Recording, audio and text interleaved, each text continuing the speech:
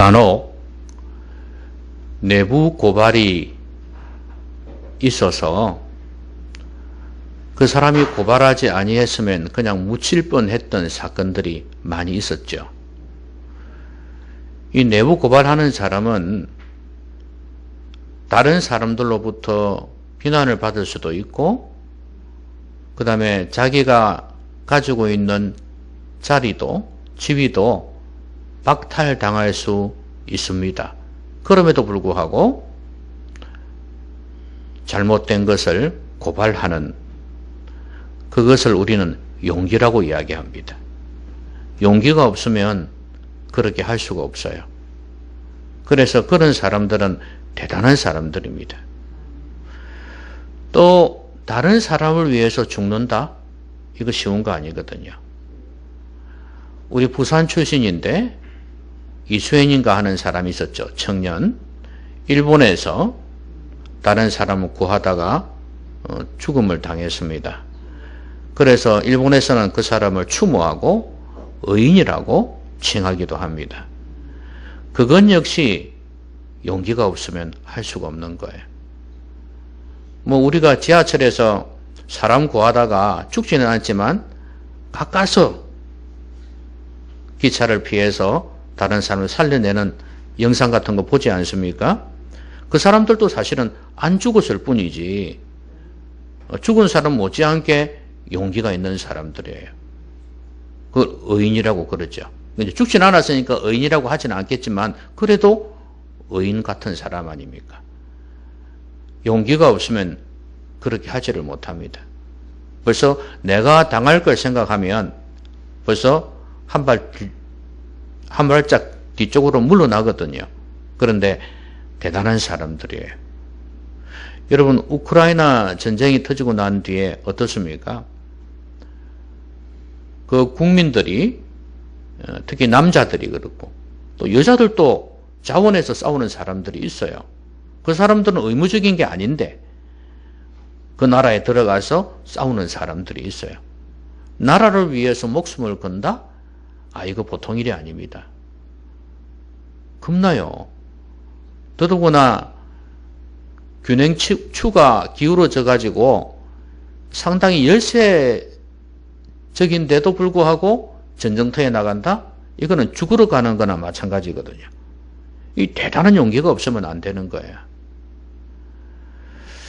이런 용기가 한 사회를 바꾸고 나라를 바꾸는 거 아니겠습니까?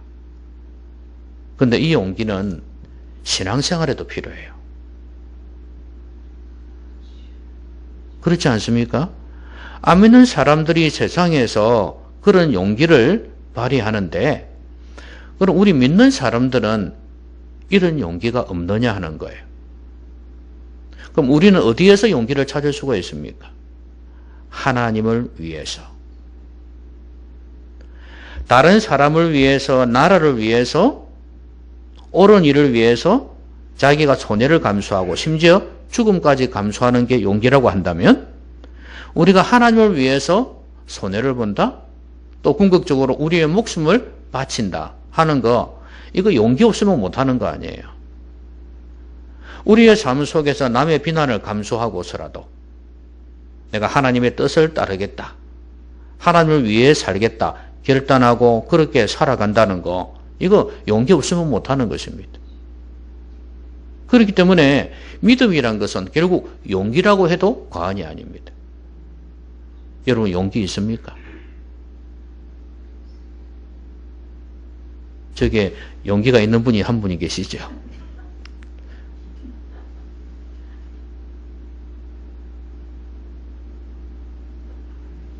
오늘 저는 이 용기 있는 사람, 세례 요한을 좀 살펴보고자 합니다. 세례 요한을 통해서 또 주님께서 주신 말씀을 통해서 어떻게 하면 우리도 용기 있는 사람이 될 수 있을까? 그걸 좀 살펴보고자 합니다. 오늘 여러분의 영혼 속에 가득 용기란 이 단어가 여러분을 지배했으면 좋겠고, 여러분이 살아가는 동안에도 나에게는 용기가 있는가 다시 한번 되새겨보는 그런 시간이 되었으면 좋겠습니다. 세례 요한이 등장했지 않습니까? 사람들에게 아주 그 책망을 강하게 했습니다. 회개의 열매를 맺으라고 촉구했죠. 심지어 뱀의 자식들, 사탄의 자식들이라고 몰아세우면서 그들을 공격을 했습니다. 열매 맺지 아니하면 불에 던져진다. 이렇게까지 이야기를 했었어요. 이렇게 강하게 하니까 사람들이 그 세례 요한의 권위 앞에서 벌벌 떨었어요. 어떻게 하면 되겠냐? 이렇게 묻기도 했습니다. 자, 그러니까 이 사람들이 세례 요한에 대해서 어떤 생각을 가지겠어요? 그리스도신가? 이런 생각을 한단 말이지. 왜냐하면 이스라엘 백성들은 이렇게 강한 카리스마가 있는 이 메시아를, 지도자를, 왕을 기다리고 있었거든요. 이 사람의 생김새를 봐도 그렇고, 뿜어져 나오는 말을 봐도 그렇고, 그 사람의 아우라가 완전히 메시아 같은 느낌이 든 거예요. 그래서 그런 생각을 했고 또 말도 했던 것 같아요. 그러니까 세례 요한이 뭐라고 그러냐면 모든 사람에게 이르되 나는 물로 너희에게 세례를 베풀거니와 나보다 능력이 많으신 이가 오시나니 나는 그의 신발끈을 풀기도 감당하지 못하겠노라. 이렇게 말씀을 하셨어요. 그리고 자신은 물로 세례를 주지만 그분은 성령으로 세례를 주실 것이다. 이렇게 말씀을 하셨습니다. 그리고 그분은 심판주로 오실 것이라고 말씀을 했어요. 여러분, 지금 사람들이 누구한테 박수갈채를 보내고 있습니까? 세례 요한 아닙니까? 이 성경에는 잘 나타나 있지 않지만 엘리야하고 보통 비교를 많이 해요. 엘리야하고 비교를 많이 하는데 엘리야의 능력이 세례 요한에게 있다는 구절이 있어요. 그 말은 무슨 말이냐면 세례 요한이 능력을 베풀지 않은 것 같지만 실제로는 엄청난 능력을 나타냈다는 이야기가 되기도 하는 거예요. 그러면 말씀도 권위가 있고 능력도 나타내고 이랬습니다. 그러니까 사람들이 박수갈채를 보내는 거예요. 네? 박수갈채를 보낸다고요. 이렇게 보내는 거예요. 그런데 세례 요한은 NO 이렇게 이야기를 합니다. 나는 메시아가 아니야. 난 그리스도가 아니야. 이렇게 나는 그 사람의 심부름꾼이고 수종드는 사람일 뿐이다. 이렇게 이야기를 합니다. 여러분, 이거 쉬운 일이겠습니까?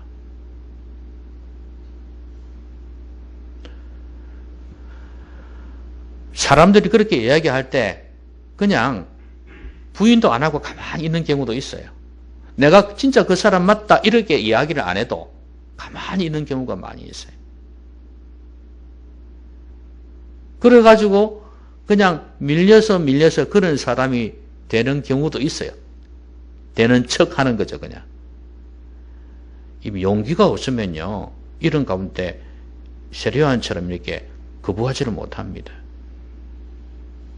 진정한 용기는요, 박수 칠 때 떠나는 거예요.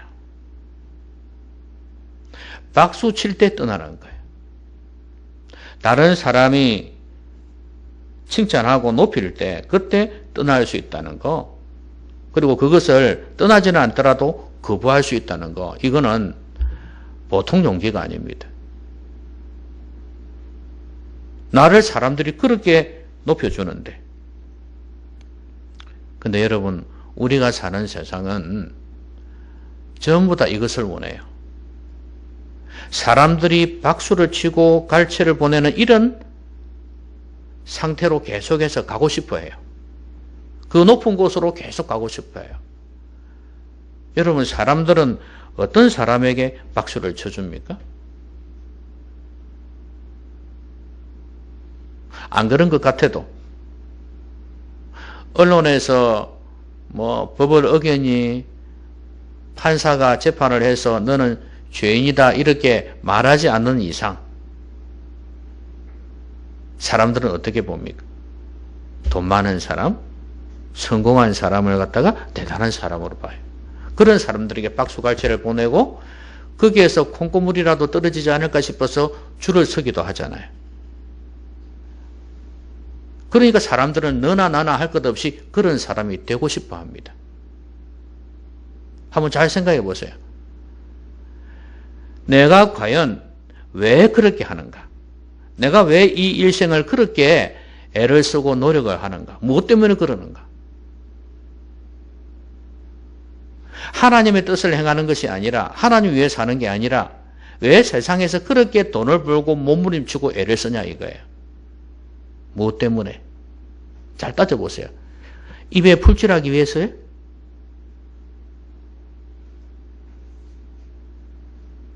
여러분 요새는요. 일 안 해도 먹고는 살 수 있습니다.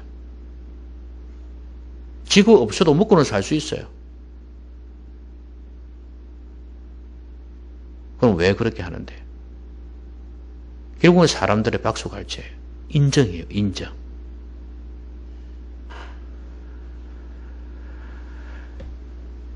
가까이는 가족으로부터 인정이고 좀 멀게는 친척이나 친구들, 세상 사람들로부터의 박수갈채. 그것 때문에 그렇게 열심히 달려가고 있는 것입니다. 예수님도 이런 시험을 많이 당했습니다. 여러분 40일 금식하고 난 뒤에 사람들이 마귀가 예수님께 어떤 유혹을 했습니까? 돌이 떡덩이가 되게 하라. 그 다음에 또 성전에서 꼭대기에서 뛰어내리라. 또 그 다음에 천하만국의 영광을 다 보여주면서 이건 니한테 줄 테니 나한테 절해라. 이렇게 시험을 했습니다. 유혹을 했다 그 말이야. 여러분 지금 마귀가 예수님께 보내준 게 뭡니까? 보여준 게 뭐예요? 예수님에게 하라고 하는 게 뭐야? 결국엔 너 자신을 위한 것일 뿐만 아니라 결국 뭐야? 대단한 능력을 보여줌으로 사람들의 박수갈채를 받게 하는 거 아니겠습니까? 돌을 떡덩이로 만들어 보세요. 성전 꼭대기에서 뛰어내려 보세요. 모든 천하만국의 영광을 다 가져보세요. 사람들이 어떻게 여기겠습니까? 대단한 존재로 여기지 않겠습니까? 오늘도 마귀는 우리를 이렇게 유혹합니다. 시험해요. 공격해요. 그런 인생을 살아라. 여러분 그렇게 위로만 가는 그 인생 살다가 결국 종착점이 뭘까요? 패망입니다. 우리는 언젠가 하나님 앞에 서야 돼요. 지금도 하나님 앞에 있지만 결국 우리 인생 전체를 통틀어서 하나님 앞에 서서 결산을 할 날이 올 것입니다. 여러분 우리가 이 땅에 얽매여서 살아가니까 자꾸 하나님을 생각하지 아니하고 천국을 생각하지 않는데요. 조금만 눈을 들어서 하늘을 한번 쳐다보세요. 이런 지구 같은 행성들이 너무 많습니다. 은하계가 얼마나 큰지 몰라. 여러분 끝이 없습니다. 끝이. 우리 늘 새벽에도 갔다 오면서 우리 근사님 지사님하고 이야기를 하지만 태양을 한번 보세요. 태양은 지구처럼 땅덩어리가 아니에요. 헬륨 가스라고 있습니다. 이것들이 뭉쳐져 가지고 공중에 떠가 있습니다. 뭔가 태워야지 불이 나오는 거 아닙니까? 그런데 이거는 태우는 것도 없어. 근데 이게 하늘에 떠가지고 이게 있단 말이지, 이게. 수천 년, 수만 년이 지나도 변함없이 그 자리에 있다, 그 말이에요. 신기하지 않습니까? 여러분, 하나님께서 이 모든 걸 만드시고 그 어디엔가 천국을 예비하셨습니다. 분명히 죽으면 끝은 아닐 거예요. 성경에서 말씀하고 있지 않습니까? 암 있는 사람들조차도 죽으면 끝이라고 생각하는 사람이 있지만 죽고 난 뒤에 끝이 아니다고 생각하는 사람이 있는데 성도들은 당연히 그렇게 생각해야 되지 않겠습니까? 언젠가 하나님 앞에 선다는 거예요. 그때 우리는 박수갈채를 받는 그런 삶을 추구하다가 하나님 앞에서 뭐라고 말하겠습니까? 여러분, 세례 요한은 나를 보내신 하나님의 뜻 가운데에서 살았습니다. 하나님의 부르심, 그것을 저버리지 아니하고 그걸 이루기 위해서 살았다 그 말이에요. 사람들의 박수갈채를 뒤로 하고. 여러분, 이 세상의 물건들도 만들어질 때는 고유한 목적이 있습니다. 그럼 우리를 이 땅에 태어나게 하셨을 때는 우리를 왜, 무엇을 위해서 살라고 하셨을까요? 분명히 목적이 있지 않겠습니까? 박수갈채가 중요한 것이 아니라 그것을 뒤로 할 수 있을 뿐만 아니라 중요한 것은 나를 향하신 아버지의 뜻이 무엇일까? 이걸 생각하면서 그걸 이루기 위해서 사셔야 합니다. 그게 진정한 용기입니다. 많은 사람들이 예라고 할 때 아니라고 말할 수 있는 것. 이게 진정한 용기예요.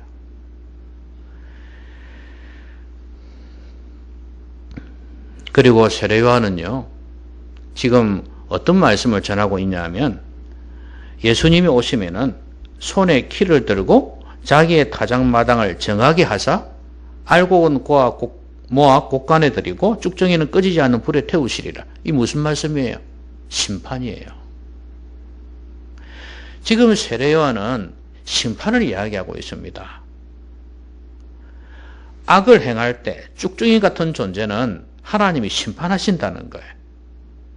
여러분, 그 대표적인 예가 누굽니까? 19절에 나와 있지 않습니까?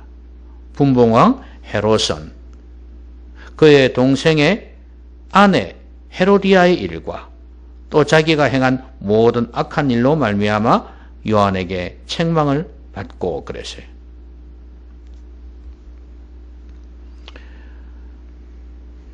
아내 헤로디아의 일, 동생의 아내. 이 여인도 뭔가 문제가 있죠? 그리고 또 자기가 행한 모든 악한 일로 말미암아 요한에게 책망을 받았다 그랬습니다. 하나님이 너를 심판하실 줄 알아라 이거예요. 여러분, 권력자 앞에서 이 말 한다는 게 쉽습니까? 용기 없이는 못하는 겁니다. 내부 고발은요, 오히려 쉬울 수도 있어요. 그런데 그 당사자 앞에 가가지고 이렇게 이야기한다는 것이 정말 쉽지가 않습니다. 내 목을 내놓지 않고서는 힘든 거 아니에요. 자리를 내놓는다는 거, 이거 쉬운 게 아닙니다. 가정의 생계를 책임져야 될 가장이 그걸 내려놓는다? 근데 오늘 이런 경우에는 실제로 죽기도 했지만, 목이 잘려서. 그런데 목숨을 걸어야 되는 이야기예요. 잘못된 것을 말할 수 있는 거, 이게 용기입니다.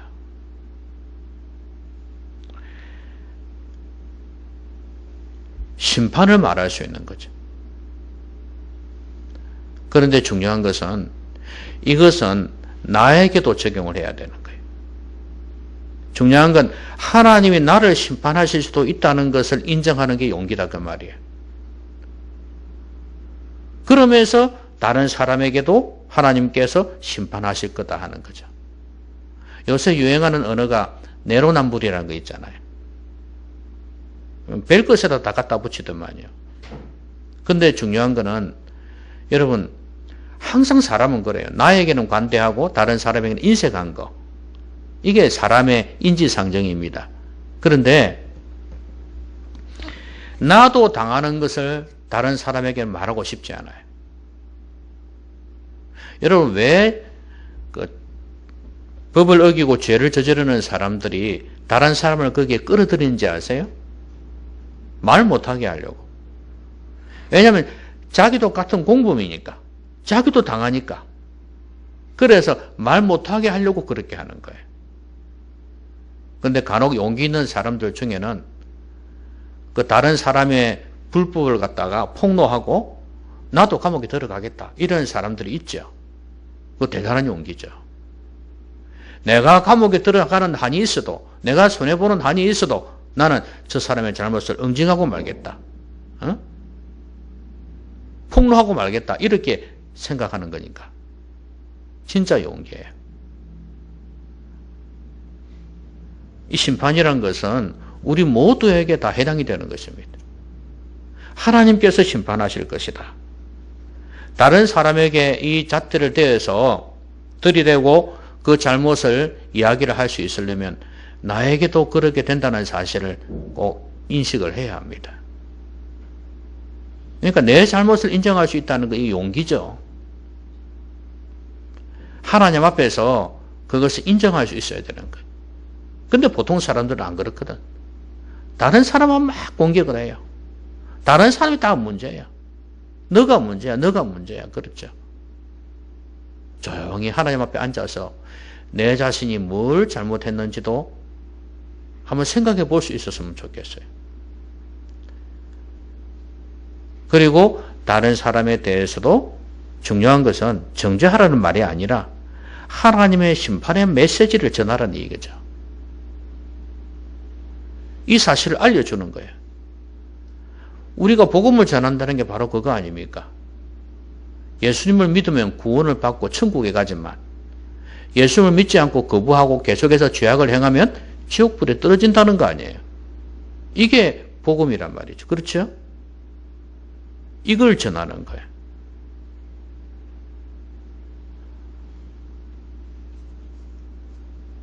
그들의 죄악을 지적하는 거, 이거 쉬운 게 아닙니다.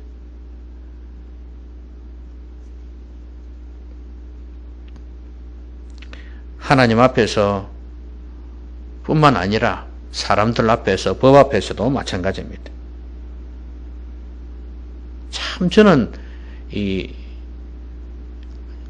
대통령에 당선된 윤석열이라는 사람이 참 대단하다는 생각이 들어요. 뭐 그 사람 주위에 사람들이 어떻고 그걸 떠나서 대통령 앞에서 전 정권이나 이번 정권이나 할 것 없이 그 앞에서 그 불의를 이야기할 수 있다는 게 보통 용기가 아니에요. 여러분 그런 사람이 있었습니까? 이때까지. 지금도 마찬가지지만 검찰들이란 것은 정권의 하수인에 불과합니다. 지금까지 그랬습니다. 이제 정권이 말기가 되니까 이제 뭐 수사한다고 야단이지 않습니까? 가만히 생각해보면 참 뚝심이 강한 사람이에요. 어떻게 권력과, 살아있는 권력과 싸울 생각을 하냐 이거지. 이 용기 없으면 못하는 거예요, 이거.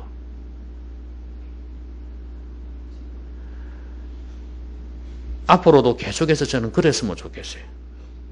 그 사람이.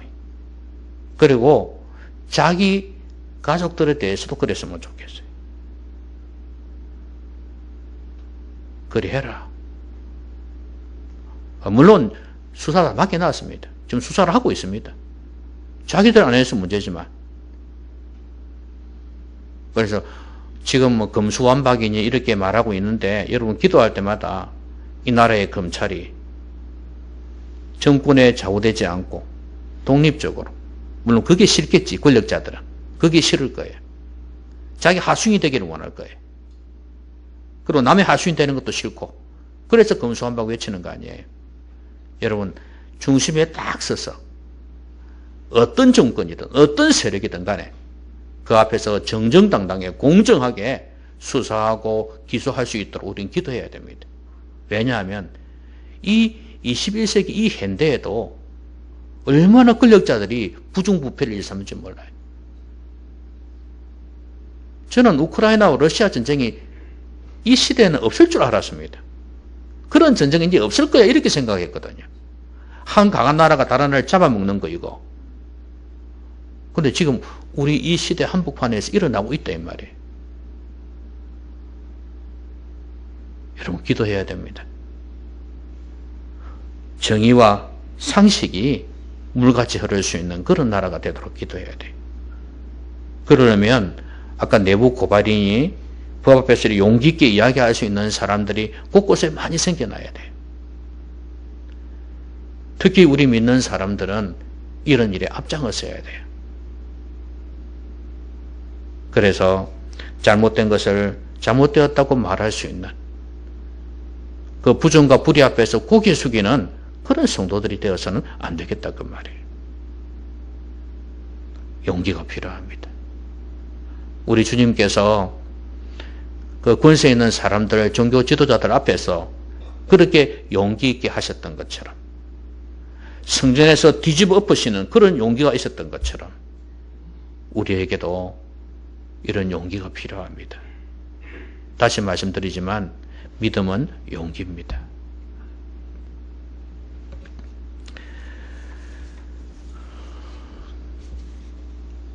그런데 세례요한이 이렇게 세례를 주었지 않습니까? 그래서 세례요한 아니겠어요? 뭐 엄격하게 이야기하면 침례입니다. 침례. 잠길 침이거든요. 잠길 침. 물에 잠긴다 이 말이죠. 예수님도 침례를 받았습니다. 세례는 이렇게 스프링 뿌리는 거예요. 스프링클 뿌리는 건데 엄격하게 하면 침례입니다. 근데 요단강에서 세례 요한에게 예수님이 세례를 받으셨어요. 그리고 세례를 받으시고 기도하실 때 하늘이 열렸다 그랬습니다. 그리고 성령이 비둘기같이 내려와서 강림했습니다. 그러면서 하늘에서 소리가 나기를 너는 내 사랑하는 아들이라 내가 너를 기뻐하노라 이렇게 음성이 들렸습니다.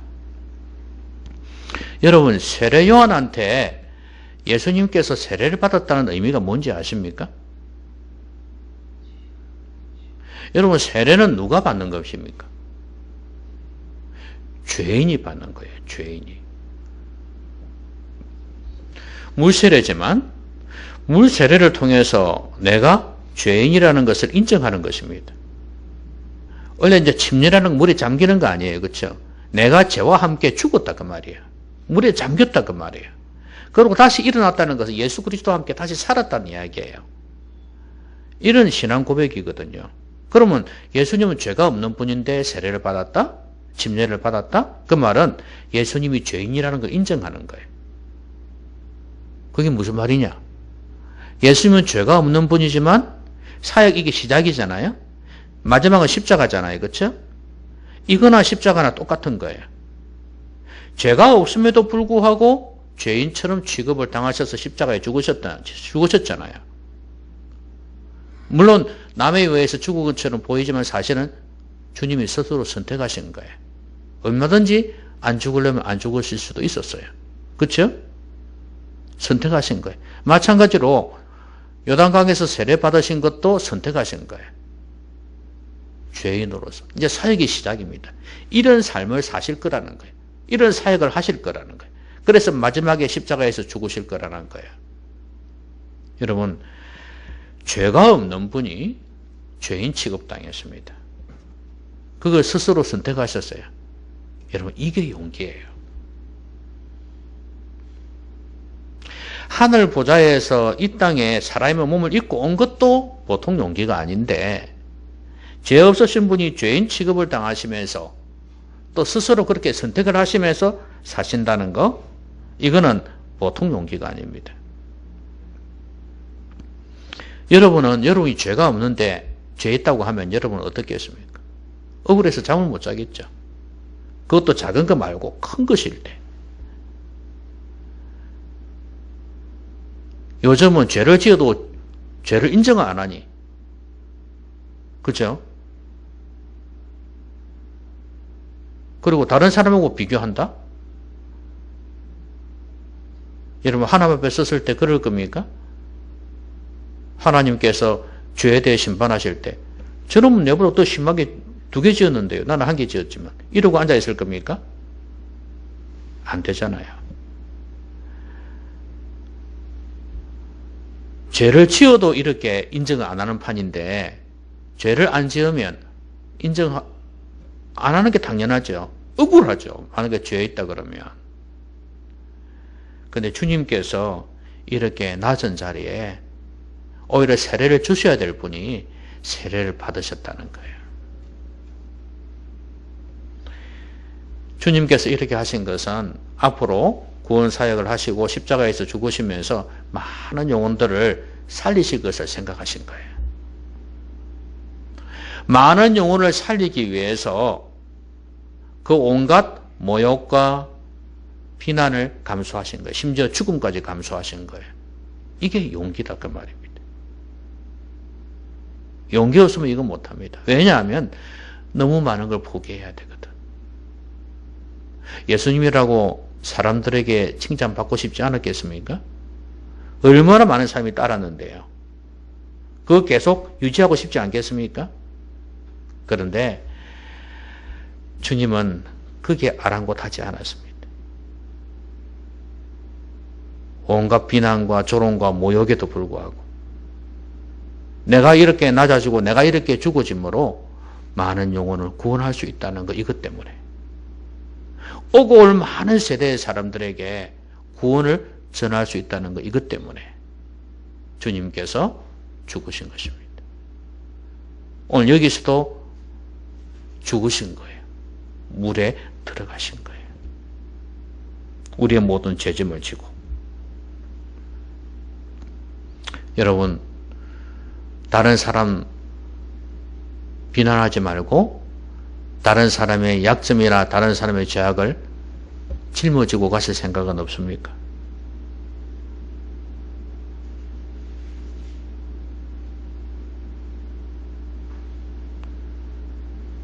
어떻게 하면 저 영혼을 구원할까?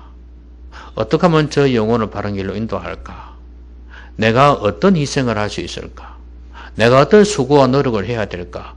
이거 좀 생각해 보셨으면 좋겠습니다. 그런 노력조차 하지 않는다? 이기적입니다.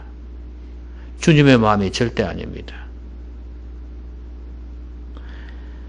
용기가 없는 것입니다. 저 사람을 구원하기 위해서는 내가 기도를 얼마나 해야 되며 내가 얼마나 많은 에너지를 쏟아야 될까?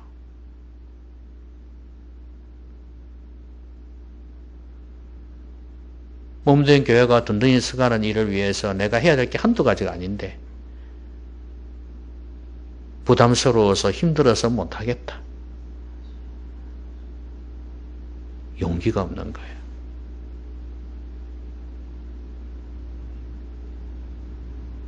여러분, 용기 없이는 이 세상의 일도 바르게 되어가기 힘들지만 하나님 나라의 일도 마찬가지예요.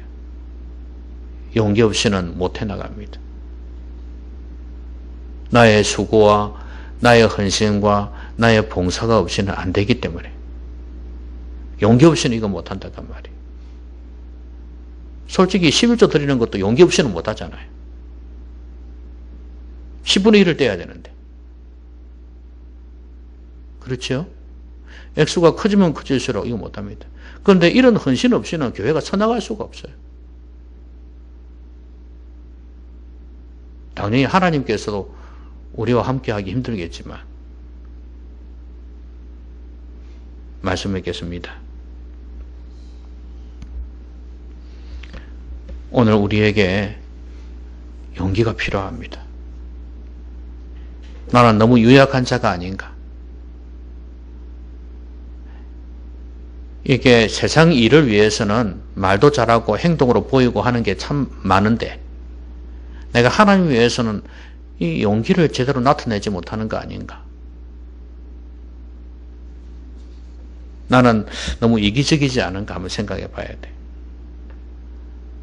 세례 요한 자신을 위해 살지 않았습니다. 박수갈채 받을 만한 사람이지만 그걸 뒤로 했습니다.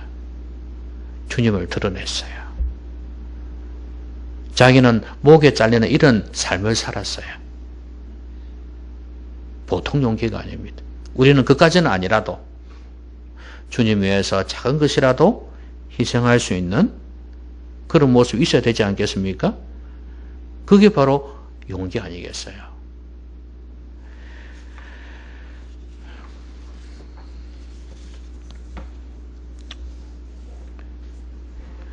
잘못된 것을 말할 수 있다는 거. 그래서 상식과 법이 통하는 그런 세상이 되게 만드는 거. 이거 정말 용기가 필요합니다. 우리 삶 속에서도 이런 용기를 가져야 되겠고, 제일 중요한 것은 다른 사람보다도 나에게 심판의 잣대를 들이댈 수 있어야 되겠다. 이게 진정한 용기다. 그리고 다른 영혼을 위해서 희생할 수 있는, 멸시를 당하든 손해를 보든 내 모든 걸 쏟아붓든 그 희생할 수 있는 그런 용기가 필요합니다. 여러분, 우리 주위에 내가 조금만 희생하면, 내가 조금만 멸시를 당하고 어려움 당하면 구원받을 만한 영혼이 있을지 모르겠습니다. 내 자존심 때문에, 내 이익 때문에, 내 욕심 때문에, 내 체면 때문에 혹시 잃어버린 영혼이 없지는 않는지 다시 한번 생각해 봐야 되겠습니다. 예수님은 죄인 세리와 같은 사람, 창기와 같은 사람들을 구원하기 위해서 애쓰셨습니다. 온갖 비난을 받아가면서. 우리도 우리의 주위에 있는 사람들, 가족이든 친척이든 친구든 이웃 사람이든 이 영혼들 이끌기 위해서 더 애를 쓰고 노력하셨으면 좋겠습니다. 여러분의 용기가 필요한 때입니다. 여러분의 용기는 믿음이에요. 여러분의 용기를 나타내시기를 바랍니다. 기도합시다. 오늘 말씀 생각하면서 같이 한번 기도하겠습니다.